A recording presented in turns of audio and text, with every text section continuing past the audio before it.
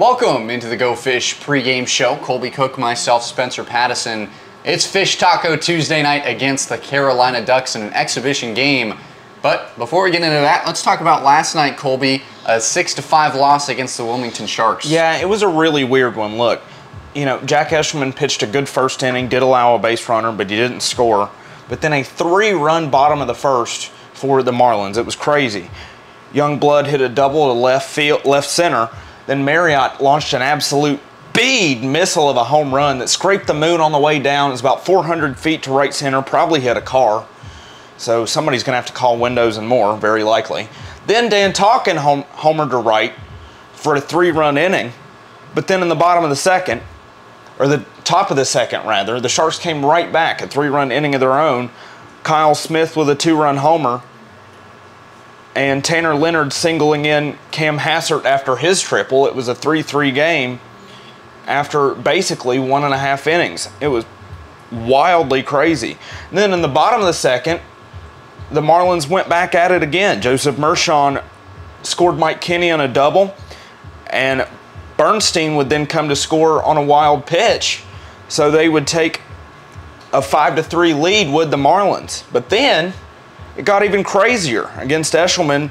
The bats finally exploded. They found the answer. Tanner Leonard in the 9-hole, the 9th spot in the order, Spencer, a 3-run shot to put him in the lead, 6-5. Yeah, definitely a tough loss. Now a trail to the Sharks 4-3 on the season series. Yeah, and then the one key that's kind of the unsung hero for the Sharks as well, Joe Sperone came in relief in the 4th and worked 4 innings, only giving up 2 hits. He walked a batter and he struck out 4. He got the win, and he was kind of the unsung hero for the Sharks, as the Marlins really couldn't find an answer against him in the back end of the pen. In the later innings, they did have a couple of base runners on, so you thought there might be some sauce for a rally, but they came up just short in the end.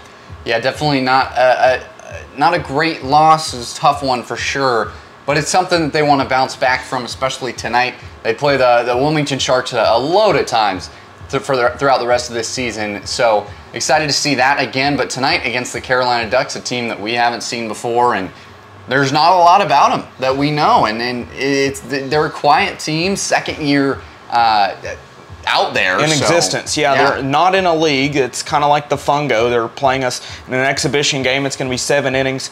Not even a whole lot of information on their roster at all, even online recorded, so they're kind of an enigma. So you go in here, you don't really know what you're going up against, but Noah Covington gets the ball tonight.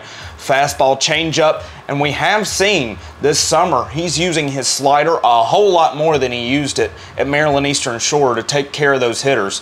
So we'll see if he uses against the righties tonight. Yeah, speaking of Noah Covington, 13 1/3 innings pitched, 2.7 ERA. He's had 3 games, 3 starts, and the Marlins have won all 3 of those. Yeah, 2 of those were against the Pilots in Peninsula. How do you like that? He got his first win as a Marlin and his first start in Peninsula, and it just kind of is weird how that played out. But as we said, you know, normally fastball, changeup at Maryland Eastern Shore, he has utilized that slider a lot this summer. Yeah. He's looking to use that as a 3rd out pitch, and he's definitely got it in the bag.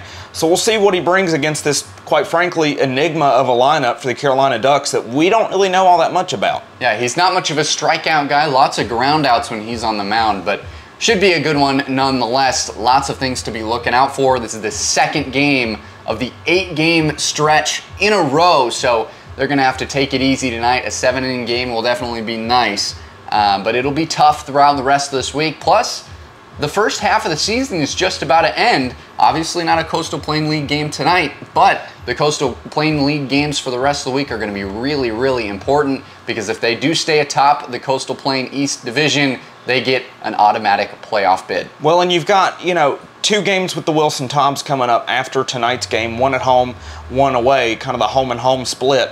And you're neck and neck with the Toms for that Eastern Division. So tonight is a chance to really reset after the Wilmington loss, get your sights in order, and get everything rocking and rolling to continue out through the week.